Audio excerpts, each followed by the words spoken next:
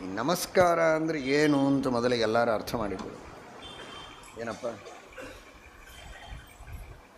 ನಮಸ್ಕಾರ ಅಂದರೆ?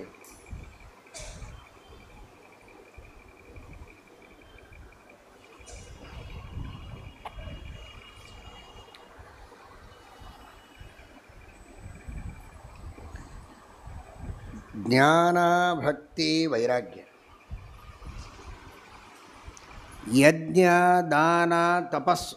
ಕೃಷ್ಣ ಹೇಳ್ತಾನೆ, ಯಜ್ಞೋದಾನಂ ತಪಶ್ಚೈವ ಪಾವನಾನಿ ಮನೀಷಿಣಾಂ.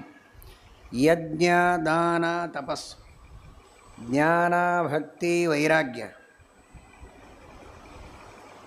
ಶ್ರವಣ, ಮನನ, ನಿಧಿಧ್ಯಾಸನ. ಏನೇ ತಗೊಳ್ರಿ, ಮೂರು. ಎಲ್ಲ ದೃಷ್ಟಿಯಲ್ಲಿಯೂ ನಿಮಗಿಂತ ನಾವು ಸಣ್ಣವರು, ನೀವು ದೊಡ್ಡವರು ಅಂತ ಯಾರ ಬಗ್ಗೆ ನಾವು ತಿಳಿದಿರ್ತೀವೋ ಅವರಿಗೆ ನಮಸ್ಕಾರ.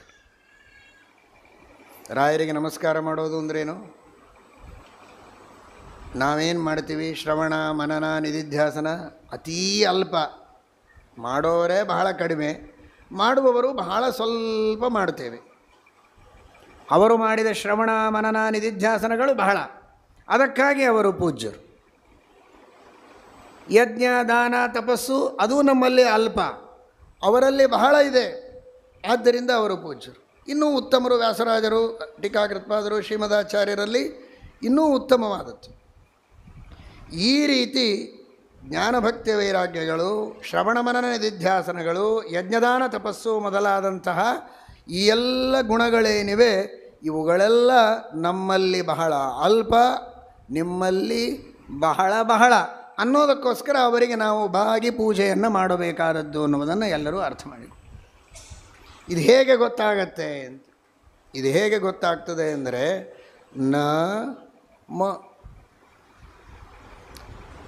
ಅಂದರೆ ನಗಣ ಛಂದಶಾಸ್ತ್ರದಲ್ಲಿ, ಮ ಅಂದರೆ ಮಗಣ. ನಗಣದಲ್ಲೇನಿರ್ತದೆ? ಮೂರು ಲಘು, ಲಘು ಲಘು ಲಘು ನಗಣ.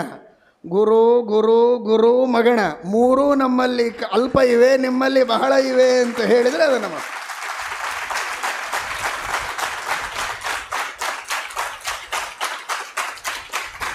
ಇದನ್ನು ತಿಳ್ಕೊಳ್ಳದೆ ನಾವು ನಮಸ್ಕಾರ ಮಾಡಿದರೆ ಏನು ಅರ್ಥ ಇದೆ? ಇದನ್ನೇ ಹೇಳಿದ್ದು, ಸ್ವಾವಧಿಕ ಉತ್ಕೃಷ್ಟತ್ವ ಪ್ರಕಾರಕ ಜ್ಞಾನಾನುಕೂಲ ವ್ಯಾಪಾರ ಅಂತ.